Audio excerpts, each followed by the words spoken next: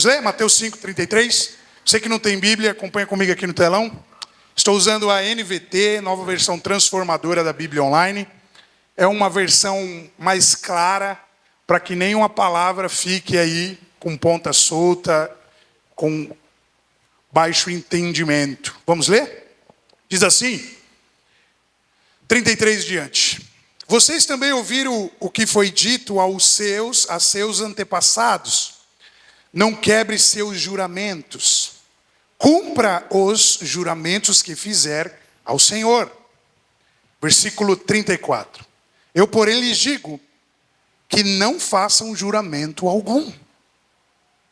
Não digam, juro pelo céu, pois o céu é o trono de Deus. Também não digam, juro pela terra, pois a terra é onde ele descansa os pés. E não digam, juro por Jerusalém, pois Jerusalém é a cidade do grande rei. Nem sequer digam, juro pela minha cabeça, pois vocês não podem tornar branco ou preto um fio de cabelo sequer.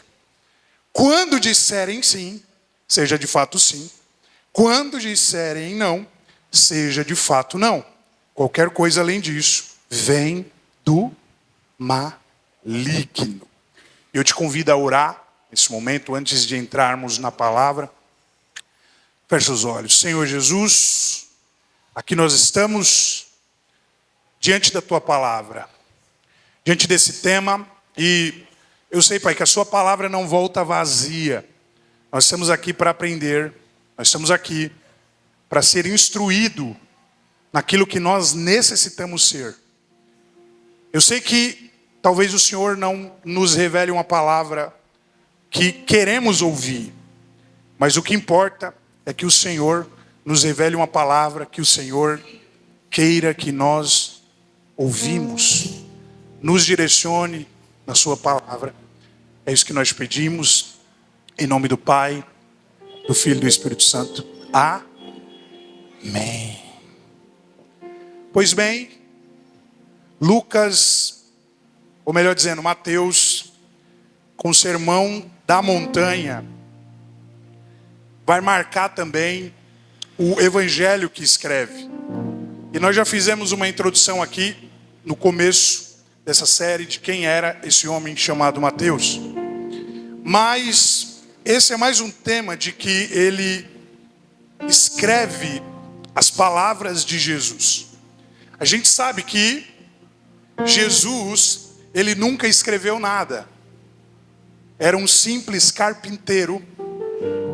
Era alguém que, aos olhos de outros, era visto como um homem que era um endemoniado. Alguém que não tinha, ou que não era realmente o que dizia ser. Ao longo da história, Jesus era um simples carpinteiro. Ao longo da história, Jesus nunca escreveu um livro, mas por 2000 anos, as suas palavras continuam queimando no nosso coração. Isso é o que importa. É que, verdadeiramente, todas as fases de todas os cenários sociais que a sociedade viveu em 2000 anos, a palavra de Deus se manteve fiel. E é por isso, irmão, que você precisa valorizar a palavra de Deus. Amém? Talvez para muitos esse é o momento mais chato do culto. Ouvir o pastor pregar. Mas eu quero te dizer que, assim como Salomão vai dizer que a sabedoria vale mais do que o ouro, muitos de nós não entendeu ainda isso. Queremos o ouro, gastamos o ouro e logo ficamos pobres de novo. Querendo mais ouro, mas se tivermos sabedoria, nós não precisaremos ganhar o ouro, mas Deus vai nos ensinar a gerar riqueza através da sua palavra. Pois bem, esse é um dos temas que Jesus está pregando, e ele vai ensinar agora sobre juramentos e votos. E olha só o que ele diz no versículo de número 33. Ele diz assim: vocês também ouviram o que foi dito aos seus antepassados. Então Jesus está lembrando aquele povo que lá no passado, lá na lei, mais propriamente, a gente vai usar Levíticos 19:12, onde está escrito: não desonrem o nome do seu Deus, usando-o para jurar falsamente. Eu sou o Senhor. Jesus estava dizendo que os antepassados, a lei, já tinha estabelecido ensinamentos como esse. E Jesus está dizendo que nós precisamos cumprir todos os mandamentos. Ele vai dizer também: não quebre os seus juramentos, cumpra os juramentos que fizer ao Senhor. Automaticamente Jesus está falando de Números 32, onde diz: se um homem fizer um voto ao Senhor, ou uma promessa sob juramento, jamais deverá voltar atrás em sua palavra. Fará exatamente o que prometeu. Então essa tem que ser a nossa posição, essa tem que ser a nossa última palavra. Se nós dissermos algo, nós precisamos cumprir, seja com o próximo, seja com um amigo, seja com o patrão, seja com a esposa. Lembra que você falou até que a morte nos separe? Então nós precisamos entender que Ele não quer que nós quebramos os seus juramentos. Versículo 34 vai dizer: eu porém lhes digo. Você percebe que parece que Jesus ele veio sempre para complicar as coisas? Porque o versículo 33 está dizendo assim, ó: vocês também ouviram o que foi dito aos seus antepassados: não quebre seus juramentos, cumpra os juramentos que fizeram ao Senhor. Só que Jesus ele fala assim, ó: eu, não a lei, eu, porém, lhes digo que não façam juramento algum. Será que ficou difícil? E aí você não vai mais poder falar para o seu primo, para o seu amigo: ó, eu juro que... Jesus parece que a todo tempo, principalmente no Sermão da Montanha, ele vem complicando as coisas. Porque a lei também vai falar que se a gente, ou se os homens consumir no ato, na prática, o ato sexual com uma mulher, ele vai pagar por isso, né? Ele já comete pecado. Mas Jesus vai dizer que se somente olhar,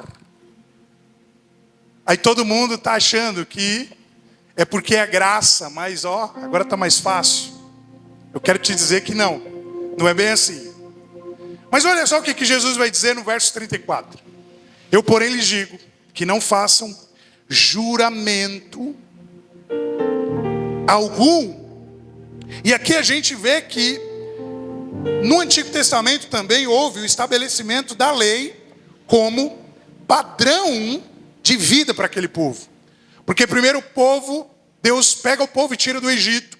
Deus não dá a lei para o povo e depois tira o povo do Egito, mas Deus tira o povo do Egito. E depois Deus dá a lei para o povo. Sabe o que isso significa? Que Deus, Ele não precisa que você faça nada. Você só precisa entender os seus estatutos, os seus mandamentos, a sua lei. E ainda que você não consiga cumprir a fio, mas você precisa tentar cumprir. Deuteronômio capítulo 23, versículo 21, Jesus, ou melhor dizendo, os antepassados pelo qual Jesus está falando, eles estão falando exatamente, ele está falando exatamente disso. Deuteronômio 23, 21, quando fizerem um voto ao Senhor, seu Deus, cumpram-no prontamente. O Senhor, seu Deus, cobrará de vocês o cumprimento dos votos, ou serão culpados de pecados. Então é isso que Jesus está dizendo. Ele cita os antepassados, ele cita a lei que já foi dada por Moisés, mas ele diz que eu, porém, vos digo, eu tenho uma nova aliança para fazer com vocês, meu povo. Eu tenho algo novo para fazer com vocês. Porque como Hebreus vai dizer que quando muda o sacerdote, ou quando muda a lei, também muda o sacerdote. Agora nós vivemos não mais no tempo da lei, mas no tempo da graça. E o tempo da graça, talvez nós achamos que vai ser um pouquinho mais fácil, mas nós precisamos obedecer mais do que o tempo da lei. O tempo da lei, nós tínhamos parâmetros, as nossas obras, eu vou fazer ou eu não vou fazer. Se eu faço, eu sou bem visto aos olhos de Deus, mas na graça, Deus já fez por mim e por você. Então nós não precisamos fazer nada para ser salvo, porque o sangue dele já foi suficientemente válido para nos salvar de todos os nossos pecados. Então você já é salvo, só que como salvo, você precisa mostrar as obras de Deus que existem dentro da sua vida. É por isso que Tiago vai falar que a fé sem obras é morta. E é algo que eu sempre falo, assim como o ferrugem depende do ferro, porque não existe ferrugem sem ferro. A gente só sabe que alguém tem fé porque ele pratica as boas obras. E as obras que a Bíblia vai dizer, não é, irmão, eu tenho que pôr a Bíblia debaixo do braço e tem que fazer a obra. Não. As suas boas ações. Você precisa ser cada dia mais parecido com Jesus. Você precisa amar. Você precisa amar a sua palavra. Você precisa tê-lo como modelo e inspiração para toda a sua trajetória de vida. Jesus tem que ser a partir de agora o seu modelo. E fazendo essas obras, segundo a visão do Cristo, segundo o modelo do Cristo, nós iremos, sim, mostrar também que temos fé. Só que o que havia aqui no tempo pelo qual o povo fazia juramento? A gente sabe que a nova perspectiva da graça apresenta Jesus dizendo que nós não devemos mais fazer juramento. E é isso que está escrito. Não digam juro pelo céu, pois o céu é o trono de Deus. Também não digam juro pela terra, pois a terra é onde ele descansa os seus pés. E não digam juro por Jerusalém, pois Jerusalém é a cidade do grande rei. Nem sequer digam juro pela minha cabeça, pois vocês não podem tornar branco ou preto um fio de cabelo sequer. E olha só no 37 o que ele diz. Quando disserem sim, seja de fato sim. Quando disserem não, seja de fato não. Qualquer coisa além disso vem do maligno. E o que havia na antiguidade? Existia uma cultura de desconfiança. E é por isso que muitos antepassados, que muitos anciões, que muitos homens faziam juramentos. Não tinha naquela época cartórios como hoje. Não tinha naquela época contratos como hoje. Mas sim, eram os anciões da cidade que legitimavam um contrato ou então algo que era acordado entre os seres humanos. E havia uma cultura da desconfiança. Porque você precisa jurar, porque senão talvez eu não confie. Você precisa jurar porque talvez você não vai adquirir as minhas terras. Você precisa jurar porque talvez você não vai adquirir o meu gado, os meus bois, os meus servos, as minhas terras, os meus ouros. E era isso que existia. Por isso que Jesus, ele volta um pouco ao tempo.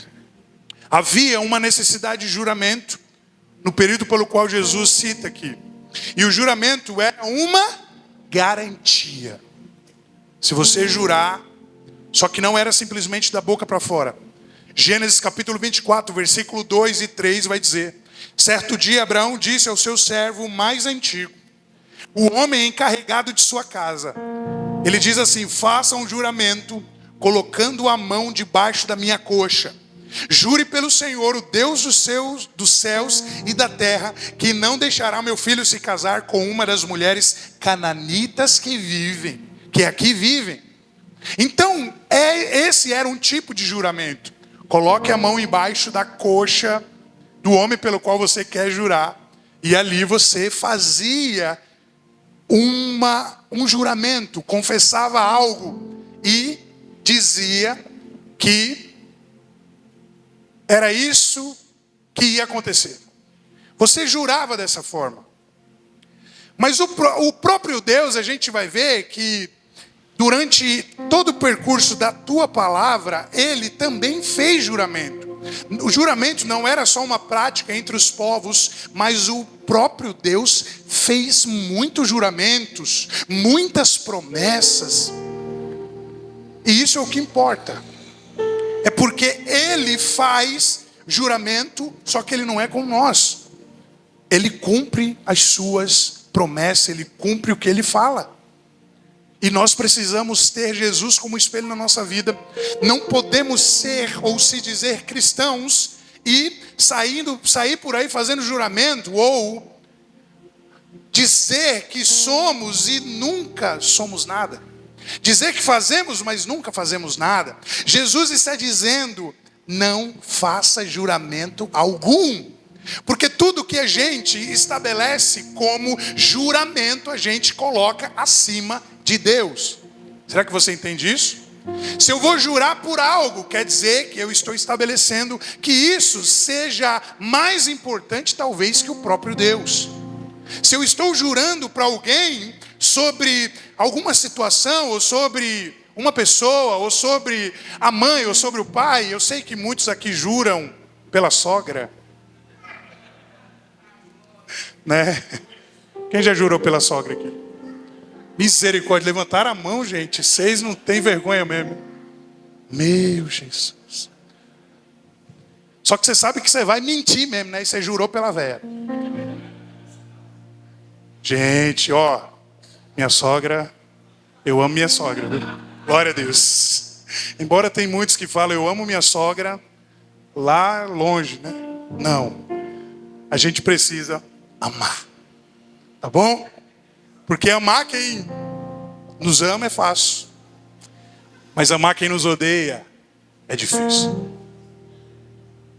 Então, se sua sogra, você pensa que ela te odeia, ame ela mais. Olha só. O próprio Jesus, na oração sacerdotal, ele vai dizer no capítulo 17, versículo 17: consagra-os na verdade que é a tua palavra. Ele jura, ele tem compromisso, ele coloca linha de frente, ele dá garantia. Sabe por quê? Pela sua palavra. É por isso que a palavra é a coisa mais preciosa que todos nós temos que ler todos os dias da nossa vida. Porque a palavra de Deus está se cumprindo. Tudo que foi falado no nosso século presente está se cumprindo.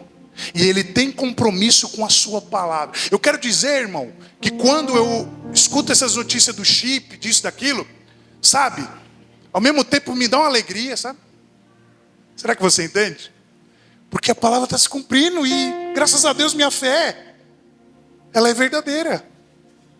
Sabe quando você vê terremoto, furacões, alagamento, isso e aquilo, aí você olha para a palavra, e Jesus já tinha falado de tudo isso. Você fala: Senhor, eu estou triste, claro, pelas vidas que estão morrendo, né?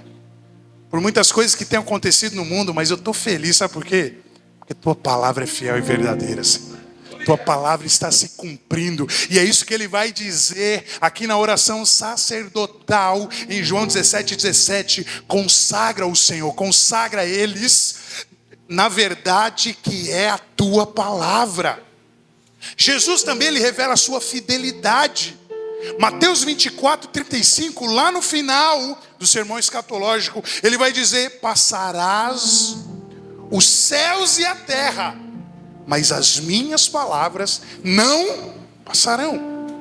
Isso é juramento, isso é promessa, é algo que ele está nos dando, nos prometendo. E a fidelidade dele não é com outras coisas, não é nem comigo e nem com você talvez, mas é com a sua palavra. Ele disse que ele zela pela sua palavra.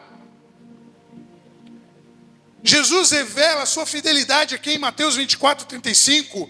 E alguns teólogos, a gente vai ver, que afirma que existe aproximadamente na Bíblia 8.000 promessas. 8.000 vezes, aproximadamente, que Jesus disse algo para a sua igreja.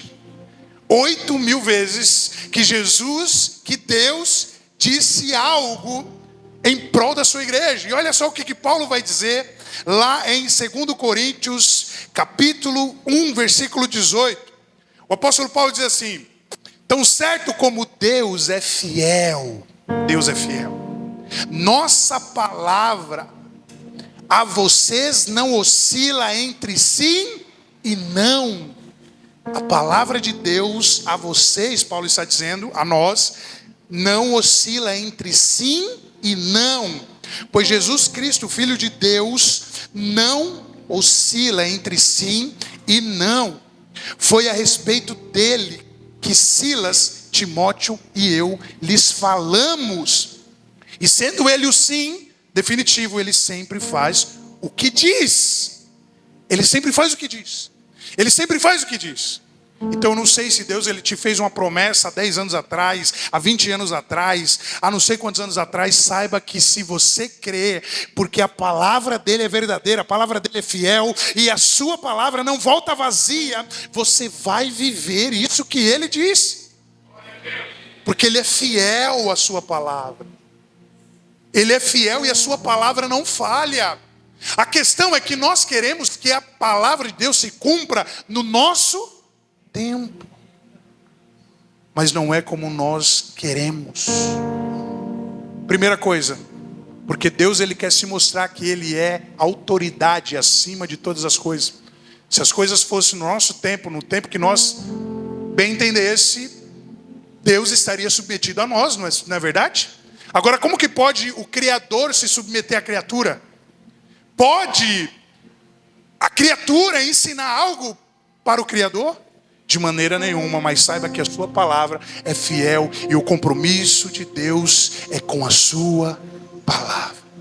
Se ele nos fez promessa, ele vai cumprir cada promessa, basta nós crermos. Versículo 20 ainda de 2 Coríntios, capítulo 1. Pois todas as promessas de Deus se cumprem em Cristo, com um alto e claro sim. E por meio de Cristo, confirmamos isso, de modo que nosso amém se eleva a Deus para a sua glória. Tudo se cumpre em Cristo. E é por isso que nós não podemos contar as bênçãos. Alguns falam que é 8.000, mas Paulo ele está dizendo, pouco me importa. Paulo está dizendo, as promessas se cumprem, isso é o que interessa. Não importa quantas promessas são, se são 8.000, se são 5.000, se são 40.000, não importa. O que importa é que ele é fiel à sua palavra. E esse é o modelo pelo qual nós temos que seguir. Olha só o que Jesus ele vai continuar dizendo. No versículo 37, ele vai dizer assim: quando disserem sim, seja de fato sim. Quando disserem não, seja de fato não. Qualquer coisa, além disso, vem do diabo, vem do maligno. E eu quero te dizer que o não cumprimento da verdade em nós que somos espelhos, reflexos, imitadores de Jesus, cristãos, isso é uma porta muito grande para que o diabo possa entrar na sua vida, na nossa vida e nos destruir. Precisamos ser verdadeiros. Precisamos falar sim quando temos que falar sim. Precisamos falar não quando temos que falar não. Não podemos falar sim, depois falar não. Não podemos falar não e depois falar sim. E não podemos viver nessa onda que nos leva e que nos traz. Porque ou é sim ou é não. Qualquer coisa além disso é algo que vem do diabo. Você não pode mudar a verdade. Você não pode alterar a verdade. A gente acha que somente adultério é pecado. A gente acha que somente roubar é pecado. A gente acha que somente beber é pecado. A gente acha que somente essas coisas são pecados. Mas a mentira também é um dos pecados aceitáveis. Sabe? Gente que mente tanto que parece que está contando a verdade. Alguém conhece? pessoas assim? A mentira é tão linda que parece uma verdade, né? Só que essa pessoa está longe das verdades, ou quer contar meias verdades. Já viu? Pessoas que não têm capacidade de assumir os seus erros, assumir o seu posicionamento e ficam contando por aí meias verdades. Nós precisamos ter posicionamento.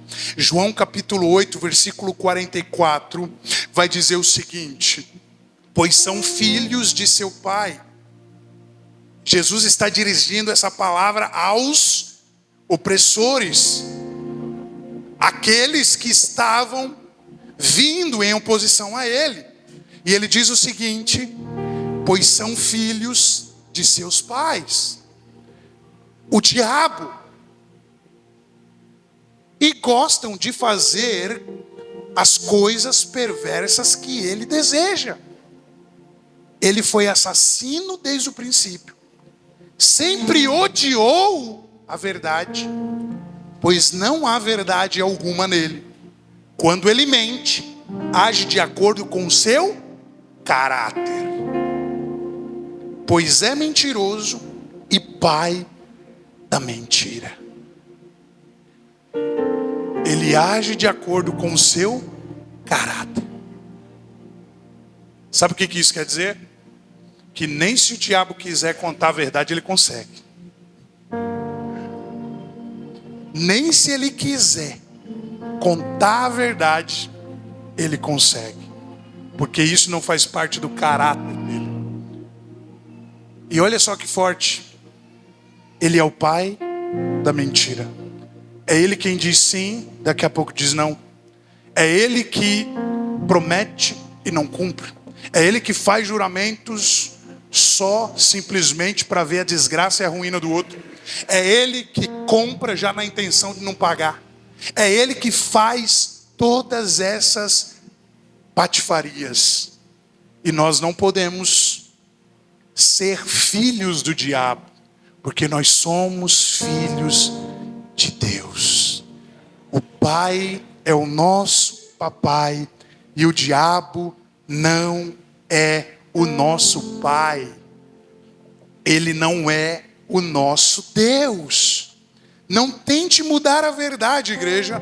Não tente não causar ou não fazer o cumprimento da verdade. João 8,44 é muito claro. João está dizendo que tal pessoa está fazendo a vontade do diabo. É isso que ele está dizendo. Quando o nosso sim virá não, algo de errado está acontecendo. Quando o nosso não virá sim, quando nós começarmos a achar que mentir é normal, algo de errado está acontecendo e o Espírito Santo já não habita mais em nós. Quando há o não cumprimento da verdade, há mentira, e o pai da mentira é o diabo. Mas nós lemos aqui que Jesus é o dono de toda verdade. Ouvir uma palavra como essa, muitos não querem, mas nós precisamos nos posicionar, porque as nossas atitudes, as nossas ações determinam quem somos. O que nós fazemos, ou o testemunho que nós damos hoje, determina quem somos. E nós precisamos entender que nós somos a Bíblia que o mundo está lendo. A mentira, ela tem perna curta. A mentira, ela não tem sustentabilidade. É por isso que até hoje não conseguiram derrubar, ou aniquilar, ou contradizer a palavra de Deus. Já usaram muitos métodos para falar que os apóstolos mentiram, que os discípulos mentiram, mas durante 2000 anos de história ninguém conseguiu provar. A crítica textual foi estabelecida para isso, para desmascarar a Bíblia. Mas não é possível que uma mentira dure 2000 anos. Não. Toda mentira cai por terra em questão de tempo. E aí, que nem algum teólogo falou, se a Bíblia é realmente uma história de carochinha, se a palavra é verdadeiramente mentira, eu queria conhecer o cara que inventou essa história, porque ele é gênio. Ele não é desse mundo, irmão. O cara que inventou Jesus. Não vamos nem usar o Antigo Testamento. Vamos falar do cara que inventou Jesus. personagem Jesus, cadê ele? Ninguém achou até hoje. Quem foi esse cara? Ele é judeu? Ele é grego? Ele é árabe? Não acharam. E aí muitos argumentos vêm contra a palavra, mas a verdade, ela é estabelecida a cada dia, pelo cumprimento da sua palavra. É o cumprimento da sua palavra. E a palavra diz que haveria terremotos. A palavra diz que o amor de muitos iriam se esfriar. A palavra disse que haveria guerras e rumores de guerra. A palavra disse que haveria homens e mulheres violentos. A palavra diz que haveria mentira. A palavra diz que haveria alagamentos, inundações. A palavra diz muita coisa, e tudo isso está se cumprindo, porque a palavra de Deus é fiel, a palavra de Deus é verdadeira. E se você crê na palavra de Deus, glorifique o nome dele. Se você crê na palavra dele, exalte o nome dele nessa noite. A palavra de Deus é fiel, e tudo que ele falou está se cumprindo, ainda que passe gerações para a palavra se cumprir. Aquilo que Deus prometeu em Abraão, sabe em quem se cumpre? Em nós. Somos o filho de Abraão. Não pela descendência judaica, mas pela fé. Quando Deus fala a Abraão, conta as estrelas, não estava falando dos judeus, não estava falando dos hebreus, estava falando aquele que, como você, Abraão, teve fé para acreditar no impossível. E nós somos esses filhos. Eu sou filho de Abraão, você é filho de Abraão. E ainda que passem gerações, a palavra dele não volta vazia. Tudo que falaram, tudo que os antepassados falou sobre um Messias, se cumpriu na pessoa de Jesus. E o Messias veio a nós. Embora muitos judeus não creiam, embora muitos judeus ainda esperam o Messias, e o Messias que os judeus estão esperando é o anticristo que vai vir, eles vão achar que é o Jesus que já veio. Mas ele é fiel à sua palavra, igreja. Ele é fiel à sua palavra. E é isso que João está dizendo, que aquele que pratica mentira, aquele que vive dizendo sim e não ao mesmo tempo, aquele que oscila, ele é filho do diabo. Ele é mentiroso. Ele não é considerado alguém que tem um caráter de Jesus. E olha só o que João está dizendo aqui também. Se você for entender esse texto, e eu gostaria que você meditasse nele nessa semana. Ele está dizendo que essa pessoa se torna parecida com o diabo, com o pai dela, ou com o pai dele.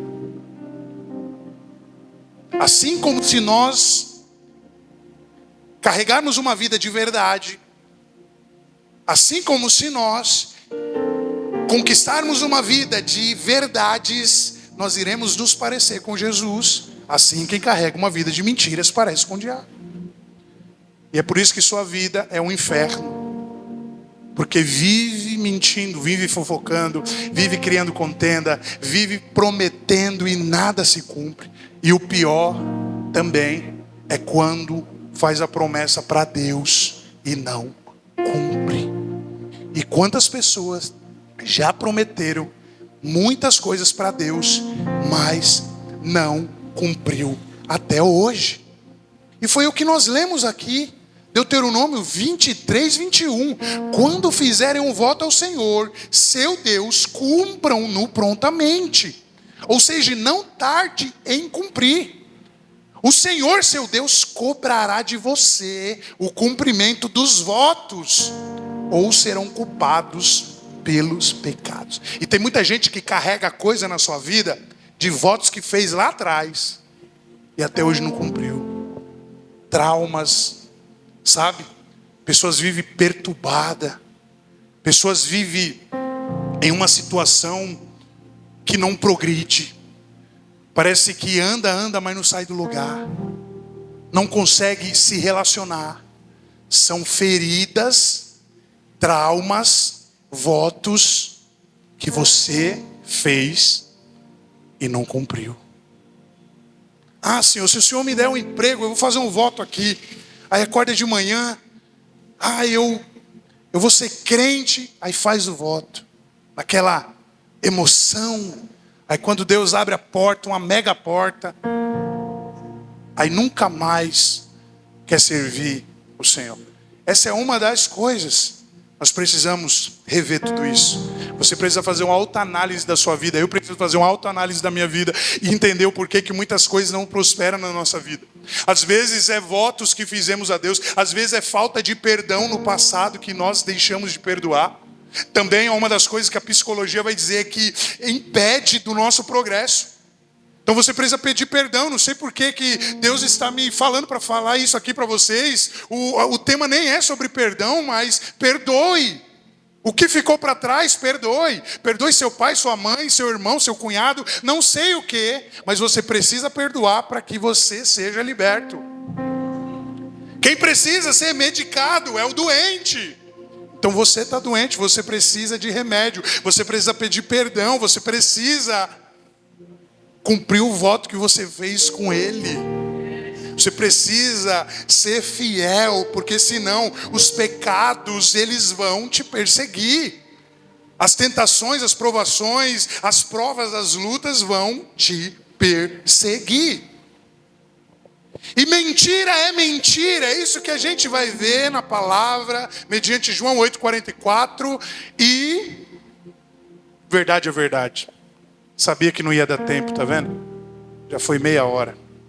Mas eu vou acelerar aqui para terminar. Tiago, capítulo 5, versículo 12. Tiago vai dizer o seguinte: acima de tudo, meus irmãos, não jurem pelo céu, nem pela terra, nem por qualquer outra coisa. Tiago está reforçando o que Jesus fala em Mateus 5. Nem por qualquer outra coisa, que o seu sim seja de fato sim, e o seu não, não, para que não peque e sejam condenados. Quando nós seguimos o pai da mentira, eu quero te dizer, igreja, que nós não estamos seguindo o Deus da verdade. E não apenas nós estamos cedendo a Satanás quando nós mentimos, quando nós demos lugar a ele, mas por ser uma quebra de princípios, sabe o que isso vai acontecer? Vai trazer juízo sobre você, sobre mim, porque nós estamos quebrando um princípio estabelecido pela palavra de Deus.